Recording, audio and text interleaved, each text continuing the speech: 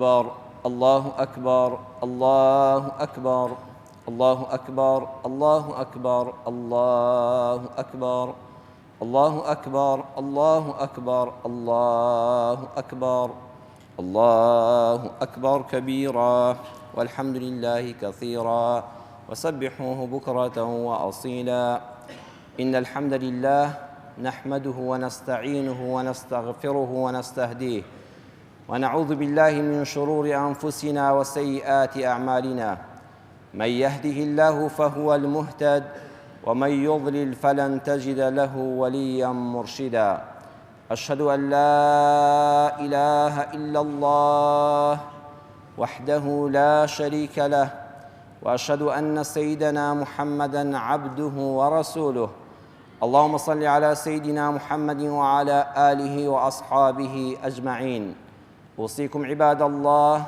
ونفسي قبلكم بتقوى الله الكريم وطاعته ولزوم أوامره وكثرة ذكره ومخافته يا أيها الذين آمنوا اتقوا الله حق تقاته ولا تموتن إلا وأنتم مسلمون ئیمانداران و خواناسانی بەڕێز مسلمانانی دڵپڕ لە ئیمان هەمومان شادمانین کە لە ماڵی خوای پەروەردگاردا لەم بەرە بەیانە پڕبەرەکەتەدا بۆ بەجێهێنانی مەراسیمی جەژن کۆبووینەتەوە ومێدەوارم کە ئینشاءالله خوای پەروەردگار ئەم جەژنە کە مایەی دڵخۆشیمانە بەهۆی تاعەتی قبوڵکراومانەوە بێ یا ربی خوای پەروەردگار ئەم مسلمانە بەڕێزانە لەگەڵ هەموو مسلمانانی دانیشتووی هەرێمی کوردستان و جیهانی ئیسلام و دەرەوەی وڵاتیشدا ڕوویان کردوتە ماڵەکانی تۆ خوشکانی سەربەرز و خاوەن ئابڕوو حەیا و کەرامەتمان لە ماڵەکانی تۆوە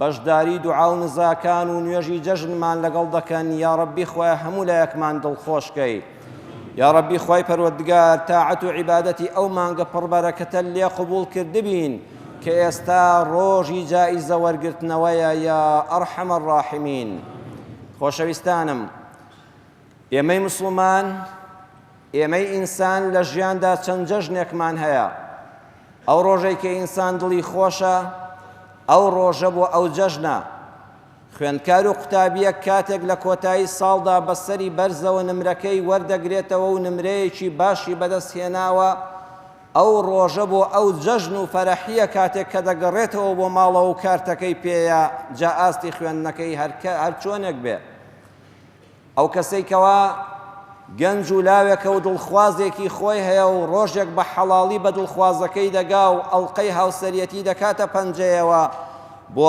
ئەو ڕۆژە زۆر جەژنێکی پڕبەرەکەتە بۆ بازرگانێک کە دوای ئەوەی خەریکە شکستی ئابووری بەسەردادێ لە بازرگانەکەیدا سەردەکەوێتەوە جەژنێکی پیرۆزە هەروەها بۆ گەل و نەتەوەیەک کە بە ژمەینەتی چەند ساڵەی چێشتووە و خاوەنی پەرچەم و ئاڵایەک نییە لە نەتەوەیەک گرتوەکاندا ئەو ڕۆژەی کەوا ئیعلانی سربەخۆیی و بوونی خۆی دەکا بۆ ئەو گەل و میللەتە بە ژمەینەتەش جەژنێکی گەورەیە بۆ ئینسانی خواپەرست و دینداری وەکو جەنابیشتان وەکو هەموو لایەکمان دوای ئەوەی کەوا خوای پەروەردگار هیدایەتی داین و لە مانجێکی پڕ بەرەکەتدا زمانمان بەڕۆژ و دڵمان پڕ لە تەقوا ماڵی خوا ئاوەدان بوو ئەو هەموو گەنج و لاوەمان بینی ئەو هەموو پیاوە پیرە ئەو هەموو ئافرەتە بەڕێزە بە گەنج و پیریەوە ڕووی کردە ماڵی خوا بەڕاستی فەرەحی بەدڵتا دێ و ئەو ڕۆژەش بۆ ئینسانی ئیماندار جەژنە کەواتە ئەمڕۆ جەژنی تۆی ئیماندارە دڵت خۆش بێ سەرت بەرز بێ ئەمڕۆ جائیزەکەت وەردەگریەوە هەموو خولێک هەموو دەورەیەک کە دەکرێتەوە جەنابتان بینیوتانە دوای تەواوبوونی خولەکە جا سەربازی بێ یان بواری ئەکادیمی و ڕۆشنبیری بێ لە دوای تەواوبوونی خولەکە جائیزە دەدرێ کارتی بەشداریکردنی خولەکە دەدرێ بەو کەسانی بەشداریان کردو و سەرکەوتوو بوون ئێمە لە خولی مانگی ڕەمەزاندا بووین یەک دانە مانگ بوو لە خولی تەقوا و خواناسی و ئاوەدانی مزگەوتدا بووین ئەمڕۆ ڕۆژی وەرگرتنەوەی ئەو جائیزەیە جائیزەکەش لەلایەن ڕەب العالەمینەوە تەوزیع دەکرێت لە ڕێگەی فریشتەکانیەوە لە فەرموودەدا هاتووە ڕۆژی جەژنی ڕەمەزان مەلایکەتەکان لە دەرگای مزگەوتەکانن مەدالیای لێخۆشبوون دەخەنە گردنی ئەو کەسانەی ئامادەی نوێژی جەژنی ڕەمەزان بوون. بەویستی خوای گەورە دڵت خۆش بێ کە لە مزگەوت چوویە دەرەوە خوای پەروەردگار پێی فەرمووی بەندەکەم لێت خۆش بووم جێگەی تۆ بەهەشتا. بەڵام حەیفە ئینسان کە مەدالیای ڕەب العالەمینی وەرگرت شایەنی ئەو مەدالیایە نەبێ، شایەنی ئەو لێخۆشبوونە نەبێ. ئەگەر دەتەوێت جەژنەکەت پڕ بەرەکەت بێ و خوای پەروەردگار تاعەت و عیبادەتی لێ قبوڵ کردبی و نیشانەکەی ببینی بەم مەرجانە. یەکەمیان دڵت پاکەوە. ئەمڕۆ هەمومان ماڵەکانمان پاک دەکەینەوە. لە مەراسیمی جەژندا هەموو خوشکان هەموو برایانیش هاوکاری خێزانەکانیان دەکەن بۆەوەی ماڵەکانیان پاک و خاوێن بێ، گەسک دراو بێ و ماڵەکە هەر شتەی لە شوێنی خۆیدا بێ و شەپڕێو نەبێ. ئەو دڵەشمان پێویستی بەوە هەیە ساڵانە لە جەژنەکاندا گەسکی لێ بدەین. لە ڕەسوولی ئەکرەم صلی الله عەلەیه وسەلەم پرسیان ئەی خۆشەویستی خوا چ کەسێک زۆر بەڕێزە لای خوا؟ فەرمووی كل مەخموم القلب صدوق اللسان. فەرمووی مەخموم القلب و ئەو کەسەش کە زمانی زۆر ڕاستگۆیە، زۆر قسەی جوان و ڕێک و ڕاست دەکا و ڕاستگۆیە و درۆ ناکا لەگەڵ خەڵکە. وتیان ئەی پێغەمبەری خوام صدوق اللسان تێگەیشتین کە مانای زمانێکی ڕاستگۆیە، ئەی مەخموم القلب چییە؟ فەرمووی ئەو دڵەی کە گەسکی لێ دەدەی و پاکی دەکەیتەوە. هیچ کەسێک نییە خۆشەویستم ڕۆژێ لە ژیانە لەگەڵ کەسێ عاجزی نەبێ، ئەگەر هاوسەر و هاوبەشەکەی ژیانی شت بێ. هیچ دوو شەریکێک نابێ بڵێ ڕۆژە دەمەبۆڵەیەک و گەردێک لە دڵەکان ناگیرێ. هەر وەکو نابینی ماڵێک هەبێ هەر هەمیشە پاک بێ و تۆز و گەردی پێوە نەبێ. بەڵام چۆن ماڵەکەت کە پیس بوو دەستی لێ ناشۆی گەسکی لێ دەدەی و پاک دەبێتەوە بۆن خۆش دەبێتەوە. ئەمڕۆ ڕۆژی ئەوەیە گەستێک لە دڵت بدە و پیسیەکانی لێ بکە دەرەوە. زۆریش ئاسانە، جورئەتی دەوێ. کەسێک مەرحەبایی ناکا و بڕیاری داوە جەژنە پیرۆزە لێ نەکا، تۆ تەنەزول نییە و گەورەییە بڵێ خوایە لەبەر خاتری تۆ ناهێڵم ڕقەکەی لە دڵما بجێگیر بێ. گەستێکی لێ دەم و شەیطان دڵخۆش ناکەم و ڕەحمان دڵخۆش دەکەم. پێغەمبەری خوا صلی الله عەلەیه وسەلەم فەرمووی شتێکتان پێ بڵێم باشتر و گەورەتر بێ بۆ ئینسانی موسڵمان لە ڕۆژووی سونەت. ئێمە ئێستا لە خولی ڕۆژوو دەرچووین، بەڵام شتێکمان لە پێشەکە ڕۆژووی سونەتە.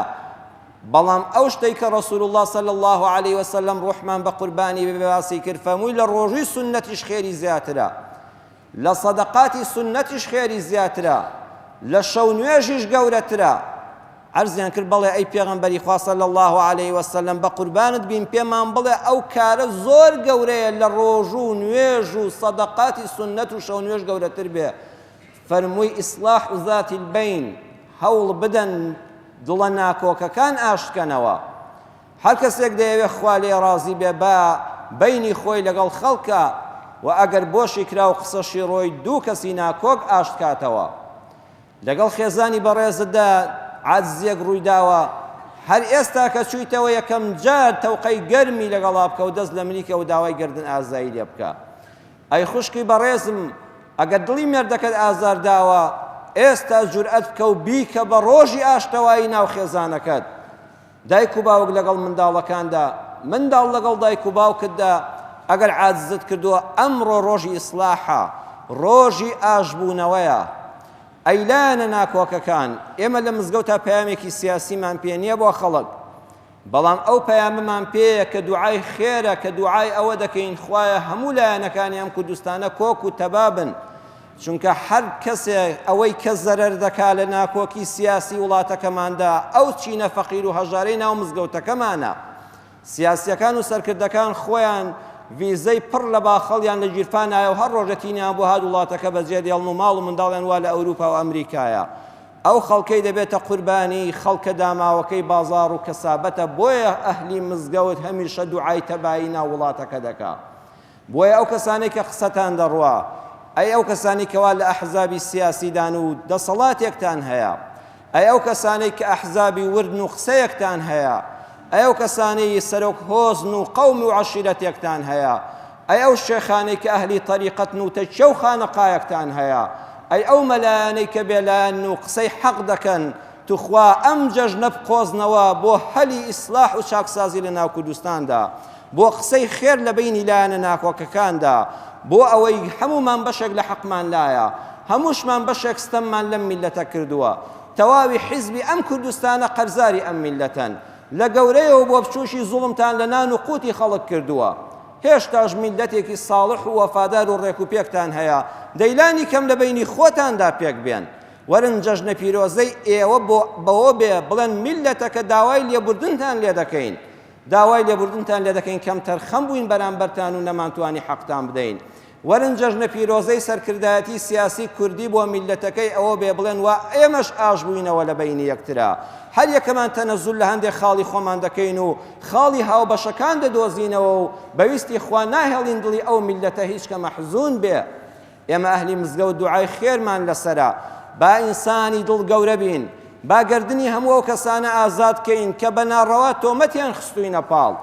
من هەر وەکو خۆم پێش ئێوە دایمە عادەتم وا بوو ئەو قسەی بە خەڵکی بڵێم پێم خۆش بۆ خۆم جێبەجێکەم. هەموو ئەو کەسانەی کەوا لە هاتنمان بۆ ئەم مزگەوتەدا هەتا ئێستاش و ئەم بەیانیەش و ئەم شەوانەش تۆمەتیان بۆ هەڵبستبین، بە دووی پارەیەک کەوتبین، بە دووی سیارەیەک کەوتبین، بە دووی حیزبێک کەوتبین، پێیان دەڵێم گردنی هەمویان ئازاد بێ. ئەوانە هەمووی بوختان بوون، خەڵکیش بە چاوی خۆی ڕاستیەکان دەبینێ. ئێمە جەنابیشتان لەسەر و هەمووشیانەوە ئەڵڵا دەکەین بە شاهید وەکو یەکەم جار وتومانە تا ئەو ڕۆژەی دەمان خەنە قەبرەکەوە جگە لە مزگەوت و ماڵی خوا هیچ بارەگای کەسێک نابینین بەویستی خوای پەروەردگار. بێبەرین لە هەموو پۆستێک، لە هەموو پلەیەک، لە هەموو شتێک، لە هەموو ماڵێکی دنیا هەر کەسێک ڕۆژێک $1 داوینێ، هەر کەسێک ڕۆژێک 1 دیناری هاتۆتە ماڵمەوە زۆر پێم خۆشە بێت لەسەر شاشەیەکی تەلەڤیزۆنەوە بڵێ ئەو پیاوە دەستی بۆ درێژ کردوم، ئەو پیاوە شتێکی لێوەرگرتوم. پەیامی ئێمە پەیامی خواناسی و دینداریە، پەیامێکی نەرم و هێمنە. هەر کەسێکیش بەو شێوەیە تێنەگەیشتووە ئەمڕۆ جەژنی ڕەمەزانە یا ڕەبی گەرنی هەموو ئەوانە ئازابێکە بوختانیان پێکردوین. تۆش جورئەتت هەبێ بڵێ گەرنی هەموو ئەو کەسە ئازابێکە بوختانی پێکردووە. بیبەوە بۆ بارەگای خوای پەروەردگار، دڵت پاکەوە، ئەو کاتە هیچ مەحزونیەکن نامێنێ، ڕقل لە کەس نامێنێ، ڕاستیەکانیش دەدرەوشێنەوە، پاک بە و بێباک بە. پێغەمبەری خوا صلی الله علیه وسلم کابراک عەرزی کردی پێغەمبەری خوا وەڵڵی بۆ خزمەکانم خزمێکی باشم، وەڵڵی بۆ براکانم بەڕێزم، وەڵڵی چاکەیان لەگەڵ دەکەم کەچی ئەوان وانین لەگەڵ مندا. پێغەمبەری خوا صلی الله علیه وسلم فەرمووی تۆ لەسەر کاری چاکەی خۆت بەردەوام بە، ئەوان زەرەر دەکەن، تۆ هەر قازانج دەکەی و هەر ئەجرت بۆ دەنووسرێ. کەواتە خاڵی یەکەم ڕۆژی پاکبوونەوەی دڵەکانە. ئەمڕۆ دڵت گەسکدە و خاوێنی کەوەکە لە مزگەوت چوویتە دەرەوە، ئەزانی سینەت چەند خۆشە کە ڕقی بەرامبەر کەس تێدا نەبێ، بەتایبەتی ئەو کەسانی ستەمیان لێکردووی تۆ لەبەر خواگردنیان نازاکە. زۆر کەس هەبوو پار ئەم کاتانە لە مزگەوتەکان و ماڵی خوادا جەژنی ڕەمەزانی کرد، ئێستا لەکوێیە؟ ئێستا لە ژێر خاکایە. ئەو خۆزگە دەخوازێ بەدڵ عاجزی دنیای بەجێ نەهێشتایە، تۆش خۆزگە دەخوازی فڵان کەست عاجز نەکردایە و کە مرد لەگەڵ یا منافیز نەبوویتایە، خۆزگە ئەو ئاخەم نەبردایە ژێر دڵەوە.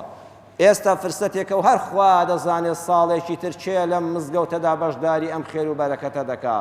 فرسەتەکە بقۆزەوە لە خێزانی خۆت و منداڵی خۆتەوە تا دەوروبەر و دراوسێ و ئەهلی مزگەوت گەردن ئازایی بنوێنە. ئەوە جەژنی ڕاستەقینەیە. دووەمیان با تەوقەی گەرم لە جەژنا لەگەڵ یەکا بکەین. بەویستی خوای پەروەردگار لە مزگەوت مەڕۆ دەرەوە دەدەقەت چارەجێک سەبر بگرە لەگەڵ هەموو ئەو برایانت. خوشکانم لەگەڵ خوشکانی خۆیاندا بە تەوقەی گەرم. تەوقە کافیە.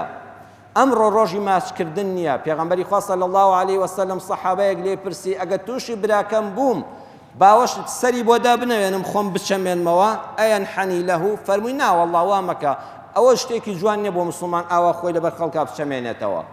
سەری عیزەتت بەرز ڕاگرە، ڕێزیش لە خەڵک بگرە.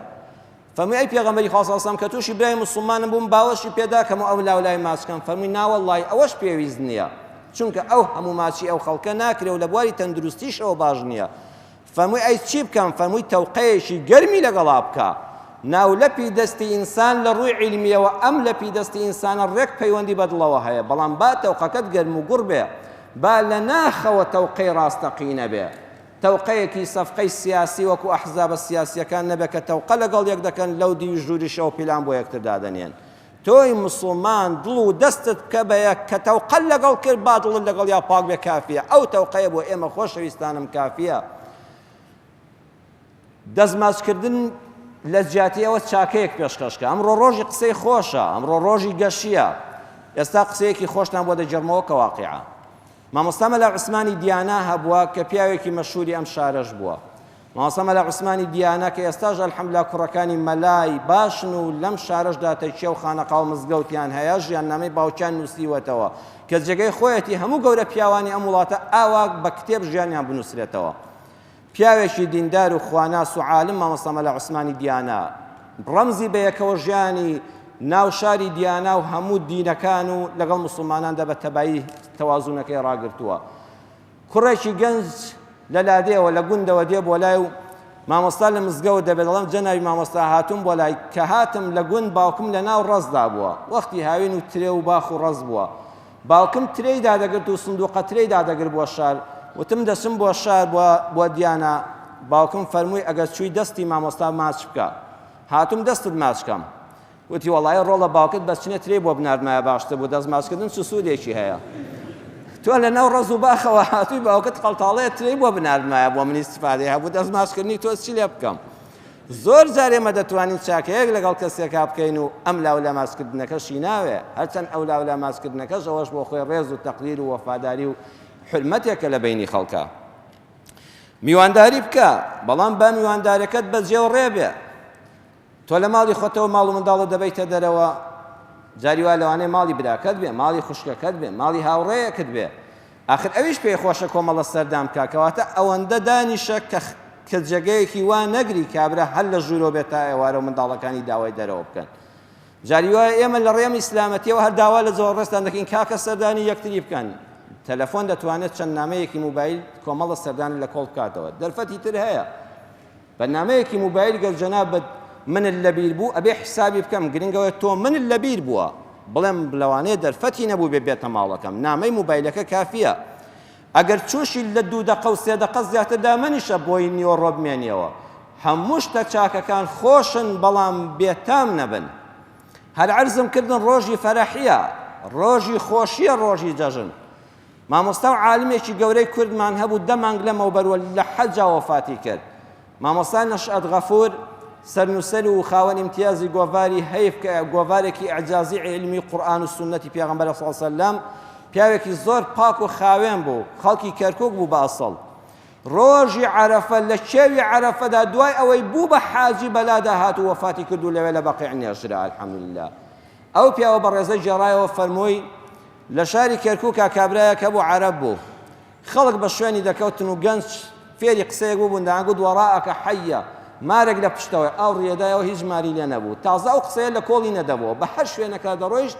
پێیان دەگوت وەڕائەکە حەیە لە پشتەوە مارێک هەیە ئەڵێ ئەو کابرایە ڕۆژە کابرایە گەنجێک زۆر ئازاردە خشتێکی هەڵگرت و بە سەری دادا و بە پیسی برینداری کرد و بردیان بۆ نەخۆشخانە و حاکم ئەمری بە پۆلیس کرد کابرا بگرن کە بردیانە حزوری دادگا و حاکم ئەڵێ وتی بۆ وات کرد وتی قوربان ئازاری دام تی دەقەیچێکە قسەیەکی کردبوو مافی ئەوە نەبوو خشتێک بە سەریادەی وتی قوربان منیش یە قسە بە جەنابەت دەڵێم یا حاکم صلی علی النبی حاكم صلواتك لسه في غمد صلى الله عليه وسلم هموما باولين اللهم صل على سيدنا محمد وعلى آله وصحبه وسلم والله حاكم صلواتك لدا تو بحر كسبلين ما في وين يبلا الصلاة لنا آدم دي سنوتي حاكم صلواتي اشكال يدا حاكم صلواتي اشكال يدا وتي حاكم صلواتي اشكال يدا حاكم صلواتي اشتري يدا وتي حاكم صلواتي اشتري يدا وتي كاكا بسا وتي كاكا حاكم بو بيزار دبي هر وقت صلواتك لدي خواد الصلوات الذي دا شاكر لسد نوسيا دا جناح لسر رجل كاتوا يخو من قصي خرابت بينالم كي ناقصه كت خرابني والله بيتامت كرت حق الصلوات ايش كل حد يخو درسو بيتام بو وتي اي من بيتام نبو كابرا دجاري وابي وتمنات شاري كردن بيشيشم باش تخير كانش اجد جوان بن بيتام نبن سردانك لسنوري خويدا لكاتي خويدا لوقتی خۆی دابێ مراعاتی دەرچوونی خەڵکیش و سەردانی ئەویش بکەی بەو شێوەیە هەمووان دڵخۆش دەبین ڕاستە قەیرانە ڕاستە خەڵک گیرفانی بەتاڵە میحنەتێک هەیە لەم وڵاتەدا بەڵام بەویستی خوای پەروەردگار ڕۆژی جەژن ڕۆژی دڵخۆشبوونە ڕۆژگارێک دەبێ ئینشاءالله ئەم میلەتی کوردەش لەم میحنەتە دەردەچێ بەویستی خوای پەروەردگار ڕۆژێک دەبێت خەڵک یادی ئەم بێمەعاشی و بێ موچەیەش دەکاتەوانێ و فەرەحێکیش بەدڵی دادێ. ئێمە گرانیەکانی نەوەتەکانمان بینی، بەڵام گرنگەوەی دەرس و عیبرەت وەرگرین. میلەتانی پێشوش تووشی قەیران بوون. لە ساڵەکانی 1970 خەڵکی ئەمریکای باشوور بەتایبەت هەموو کار و کەسابەتیان بریتی بوو لە پەمۆ، لە لۆکە. کاتێک کە کەسابەتی ساڵیان هاتە پێشەوە، ئەسپێ قۆزاخە لێیدا لە مەکسیکەوەکەوە هات و لە مەکسیکەوە هەموو پەمۆکەیان لە ناوچوو. خەڵک بێواریدات و گیرفان بەتاڵمانەوە میحنەتێک ڕووی تێکردن. بەڵام دوای ئەوەی کە لە کەسابەتی لۆکە و پەمۆ مەویست بوون، دەستیان کرد بە تەماتە، دەستیان کرد بە کۆمەڵە زرعاتی تر، بە بەروبوومی ترێ و ڕەز و باخ. خەڵکەکە ئەمجا وەختێکیان زانی بوونی ئەو ناڕەحەتیە بە خێر گەڕا، چونکە فێری کەسابەتی تر بوون، چونکە پەلاماری پیشسازیاندا. بۆیە لە ساڵی 1910 مۆزەخانەیەکی تایبەتیان کردەوە و پەیکەرێکی گەورەیان لەسەر شکڵی ئەو ئەسپەی قۆزاخەیە کرد و ڕێزیان لێنا. هەموو ساڵێ لە ئەمریکا دەچنەوە لای دەڵێن ئەگەر ئەم ئەسپەیە نەهاتا ئێمە حتا مردن هەر خاوەنی پەمۆ دەبووین و نەدەبووین بە خەڵکی دەوڵەمەند و کەسابەتی ترمان نەدەزانی. ئینشاءڵڵا ئێمەش ئەم قەیرانە دەبێتە بوژانەوەیەکی ئابووری بە دوو خۆی دادێنێ. خەڵک بەرەو کەسابەتی باشتر دەڕوا، خەڵک جارێکی تر بە خۆی دادەچێتەوە لە پێش هەمووشیانەوە. ئەو کەسانەی کەنان و قوتی ئەم خەڵکیان بەدەستە پێویستە بە خۆیاندا بچنەوە و مافی خەڵک نەبەنە قیامەت، چونکە ئینسان لە قیامەت ئەگەر نانی خەڵکی بەدەستەوە بوو یەخەی دەگیرێ ئەگەر حەقی خۆی نەدابێتێ. خطبەی یەکەمان کۆتایی پێدێنین و ئینشاءڵڵا بەردەوام دەبین لە خطبەی دووەمە. أقول قولي هذا وأستغفر الله العظيم لي ولكم. ربنا آتنا في الدنيا حسنة وفي الآخرة حسنة وقنا عذاب النار.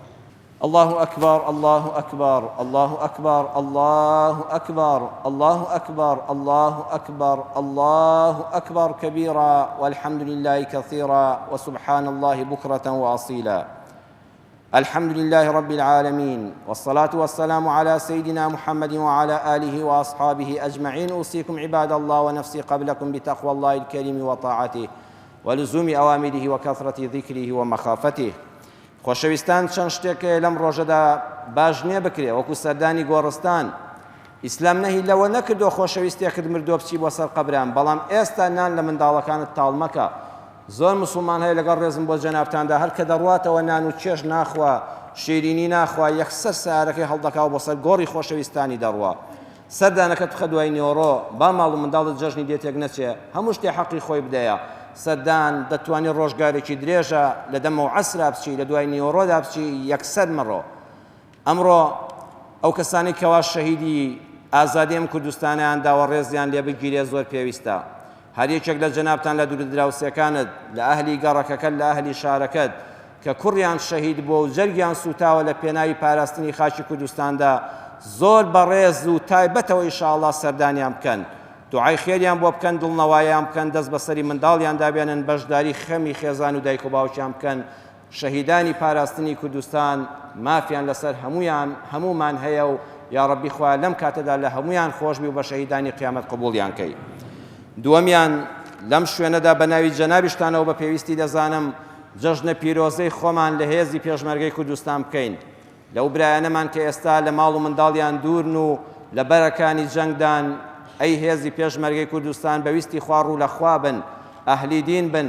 زۆر دەستخۆشیتان لێ دەکەم کە بەو ناڕەحەتی و گەرما و کاتی ترس و جەب هەیە زۆربەی هەرە زۆرتان بە ڕۆژوو بوون. تاعەتی ئێوەش عیبادەتتان بە چەند قات ئینشاءڵڵا نووسراوە و بە ناوی مزگەوتەکەمان و میلەتی کوردەوە دەڵێم جەژنی ئێوەی پارێزەرانی کوردستان، هێزی پێشمەرگەی کوردستان پیرۆز بێ. هەروەها پیرۆزبایی دەکەین لەو برا ئەفسەرانە، لەو برا ئاسایشانەی هێزەکانی ئاسایش و پۆلیسی کوردستان کە ئێستا لەبەر ئەمانی خەڵک ناچنەوە ماڵەکانی خۆیان و لە بنکەکانی خۆیان لە شوێنەکاندا ئەمن و ئەمانی ئەم شارە و ئەم هەرێمە دەپارێزن.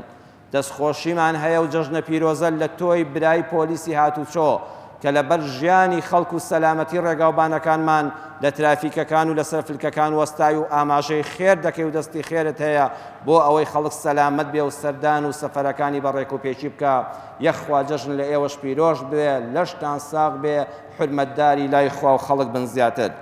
لە عیبادەتدا بە بەردەوامی پێغەمبەری خوا صلی الله علیه وسلم فەرمووی من صام رمضان، هەر کەسێ مانگی ڕەمەزانی گرت ثم ئەتبعه ستا من شەوال، دوای ئەوە 6 ڕۆژی 6 لانیشی گرت 6ەکانیشی گرت كان كالصيام الدهر وەکو ئەو کەسەوایە کە هەموو ساڵەکە بە ڕۆژوو بوو بێ. جا حەز دەکەم لەسەر ئەو فەرمودەیە وەکو دوا قسەم ئەمە عەرزی جەنابتان کەم. پێغەمبەر صلی الله علیه و سلم فەرمووی هەر کەس ڕەمەزانی گرت ثم پاشان، کەواتە زۆر کەس لە کوردەواریدا دەڵێ ئەگەر دووەم ڕۆژی جەژن بە ڕۆژوو نەبی نابێ، ناخۆشەویستم وانێ. پێغەمبەر صلی الله علیه و سلم نەیفەرموو وأتبعه یان فأتبعه، فەرمووی ثم أتبعه، ثم بۆ تەراخیە لە زمانی عەرەبیدا، یعنی گرنگ ئەوەیە لەم مانگەدا تۆ 6 ڕۆژ بگری، دووشەمە و پێنجشەمان بگرای. بەڵام معقول نییە میوانت بێ و بڵێ بە ڕۆژوم، میوانی خەڵک بی و بڵێ بە ڕۆژوم. جەژنەکە حەقی خۆی بدەیە، مانگێکی دوور و درێژە هەوڵ بدە 6 ڕۆژ با تاکتاکیش بێ، با جیاوازیش بێ، ڕۆژەکەت هەر قبوڵە، ئەجری 1 ساڵ ڕۆژت بەویستی خوا بۆ دەنووسرێ. دووەم ئەو کەسانی کە قەرزاری ڕۆژون لە خوشکان و لە برایانمان کە ڕۆژوی ڕەمەزانیان بۆ کامل نەکراوە بە هەر عوزرێک بێ نەیانگرتووە، یەکەم جار سونەت باشتر وایە قەرزەکانت بگریەوە، ئەمجا سونەتەکە بگری لە مانگەکەدا. ئەگەر کەسێک بۆی نەدەگیرایەوە دەتوانێت سونەتەکە بگرێ، چونکە قەزاکە مەجالی ماوە، 11 مانگی تر لەبەردەمایە. خاتو عایشەی دایکی ئیمانداران دەفەرمێ ئێمە خێزانەکانی پێغەمبەری خوا صلی الله علیه وسلم کە بەهۆی عوزری شەرعیەوە ڕەمەزان بۆمان تەواو نەدەکرا، شەشڵانەکەمان دەگرت، دوایی نزیک ڕەمەزانی داهاتوو ئەمجا قەرزەکانمان دەگرتەوە. مهم وایە نێتی گرتنەوەی قەرزەکەت هەبێ با دواش بکەوێ، ئێستا دەتوانی سونەتەکان بگری. هەردوو قەولەکە هەیە. بەڵام کەسێک بڵێ نێت مەبانی بە ڕۆژوو دەبم لە ڕۆژووی مانگی 6 لان لە زیاتی قەرزی ڕەمەزان خۆشەویستم، ئەوە لە زیاتی ناکەوێ، چونکە ئەوە ڕۆژی سونەتە، ڕۆژی فەرز جیاوازە. وەکو ناکرێ بڵێ نێتمە دوورکان نوێژی سونەتی دەست نوێژ دەکەم لە زیاتی دوورکان نوێژی بەیانی فەوتاوم، ئەوە فەرز و سونەتن ناچنە قاڵبیەکەوە. بە هەر حاڵ دەتوانی لەم مانگەدا 6 ڕۆژ بگری بە جیاواز، بە سەریەکەوە ئارەزووی خۆتە. سونەتەکە دەگری و دوای قەرزەکان دەگریەوە، توانات هەیە و لەشت ساغە، قەرزەکە دەگریە و سونەتەکە تەواو دەکەی. بە هەر حاڵ هەمویان دروستە، تاعەت و عیبادەتی هەموو لایەکتان قبوڵ بێ. یا ڕەبی خوا جەژن لە ئێمە و سەرجەم ئیمانداران پیرۆز بێ. یا ڕەبی خوا لەم ڕۆژەدا دڵخۆشمان کەی، هەر کەس نەخۆشە خوا شیفای بەخێری بۆ بنێری، هەر کەس دڵتەنگ و دڵبەخەمە لەم جەژنەدا یا ڕەبی خوا ئاسوودەیی و خۆشی و فەرەحی بخێت و دەرونیەوە. ئەو کەسانی نەخۆشی دەرونیان هەیە خوا ڕەحمیان پێ بکەی، بە چاوپێکەوتنی ماڵی خوا و ئەم مەراسیمە پیرۆزانە و ئەم جەژنە پیرۆزەیە یا ڕەبی خوا خۆشی بخێت و دەرونیانەوە. هەر کەس دەستکرد و هەژارە خوا دەرگایەکی ڕزق و ڕۆزی لەم میلەتە و سەرجەم هەژارانی ئومەتی ئیسلام بکەیتەوە. ئیسلاحی حاڵمان بکەی، بیکەی بە جەژنی تەبایی و خۆشی.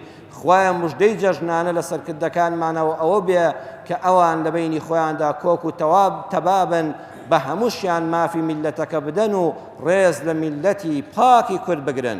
شەهیدانمان خوایە بە بەهەشتی بەرین شادکەی. هەر کەسێ لە پێناوی ئەم کوردستانەدا شەهید بوو خوایە لە پلەی شەهیدانە قبوڵیکەی، ئەوانەی بریندارن شیفای بەخێریان بۆ بنێری. هەر کەسێک چاوی خێری لەم میلەتی کوردە هەیە خوایە گیان تۆش ڕەحمی پێ بکەی، ئەوەی چاکین چاکترمان کەی، ئەوەی خراپ و لار و لەوێرین خوای هیدایەتی هەموو لایەکمان بدەی. یا ڕەبی خوایە عیبادەتی ڕەمەزان، ڕۆژوەکانی، تەراویحەکانی، قیام اللەیلەکانی، قورئان خوێندن و زوکر و دوعاکانمان بەویستی تۆ یا ئەڵڵا هەمووی وەرگیراوە یا موجیب، ببێتە شەحنێکی ئیمانیمان و لە دوای ڕەمەزانیشەوە لە مزگەوتدا نەبڕین، ببێتە هۆکاری بەردەوام بوومان لەسەر دینداری و خواناسی تا بە یەکتاپەرستی تۆ بە شاهیدی ئەوەی کە خوایە هیچ پەرستراوێک نییە جگە لە تۆ یا ئەڵڵا. محەممەد ڕەسوول الله پێغەمبەری بە حەقی خوایە و ئیمانمان بە هەموو پێغەمبەران و کتابی ئاسمانی هەیە. یا ڕەبی خوا لەسەر ئەو تەوحید و یەکتاپەرستی و خواناسیە بمانژێنی و بمانبرێنی. هەموو کاتێکتان هەر خۆشی بێ، هەموو ڕۆژێکتان هەر جەژن بێ، هەموو ڕۆژێکتان سەرکەوتن بێ. خوا دڵتان خۆشکە، ماڵتان ئاوەدانکە، وەکو لەم کاتەدا ماڵی خواتان بە سیمای جوانتان ئاوەدان کردەوە ئیماندارانی بەڕێز. سەلام و ڕەحمەتی خوا لە هەموو لایەک